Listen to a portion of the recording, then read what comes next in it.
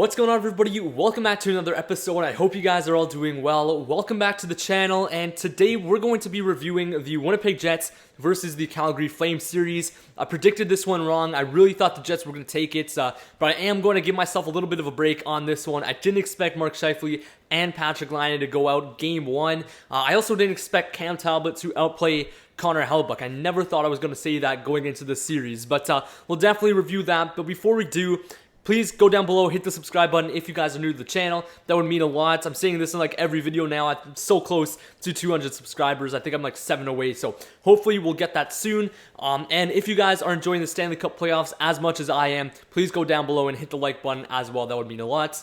Without further ado, guys, let's talk about this series. In my prediction video that I did just before the Stanley Cup play-in started, I said the Calgary Flames stars, Johnny Gaudreau, Sean Monahan, Elias Lindholm, they were going to have to perform, and they did just that. They were definitely their best players. They needed to be, and they were able to get the job done when they needed to. Sean Monahan had a huge series. One player that I did not expect to have as good as a series as he did, that was Milan Lucic. What a beast playing on that fourth line. Gets into a big fight in Game 4 just a few seconds into the game, and that was a big momentum shift in the game. You know, Flames are using him the right way, and this is the role that he's meant to be. Maybe his contract does not reflect his play, but getting to the postseason, and he's a big piece to any team that has him. So good on Lucic to find a role again. All eyes, however, were on Matthew Tkachuk, and obviously he's going to attract a lot of attention. He's the Brad Marchand of the Western Conference, hands down, and he's the Brad Marchand of the future. I think people expected that they were going to be able to get away from a guy like Brad Marchand for a little bit, but in comes Matthew Tkachuk,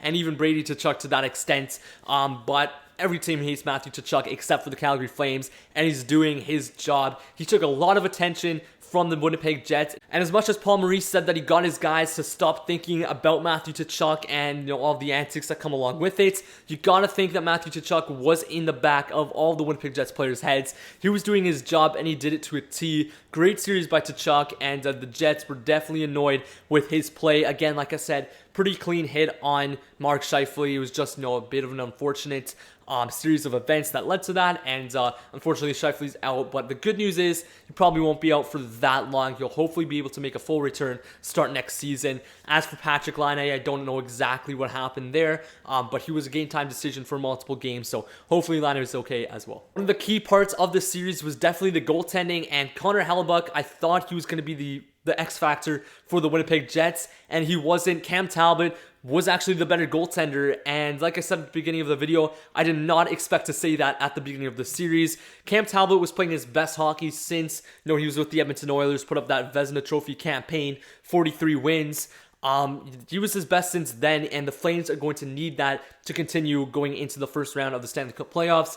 As for Connor Hellebuyck, he wasn't able to continue that great season over to the play-in series, and hopefully he'll be back next season. He should win the Vezina Trophy, but unfortunately, he just did not have the defense. I'm not blaming the series on Hellebuyck. He just didn't have the defense to kind of compete with the high-powered offense that the Calgary Flames showed during this series. The Jets are now also in the draft lottery, the second phase of the draft lottery for the first overall pick. That will be taking place August 10th, and the Jets could definitely use a weapon like Alexis Lafreniere. I mean, everybody could use a weapon like Lafreniere, but that offense would just be almost unstoppable in my opinion. That would be the best offense in the National Hockey League if they do get that first overall pick. So I'll definitely be watching August 10th. There's so many good teams in that draft lottery. I almost don't think it's fair, especially if the Oilers get in, if the Penguins come in. That game's on TV right now. I'm watching it. So I'll get back to that one as soon as this video is over. So there's going to be so many teams in that draft lottery, and I don't really know who would want to win that. As a Bruins fan,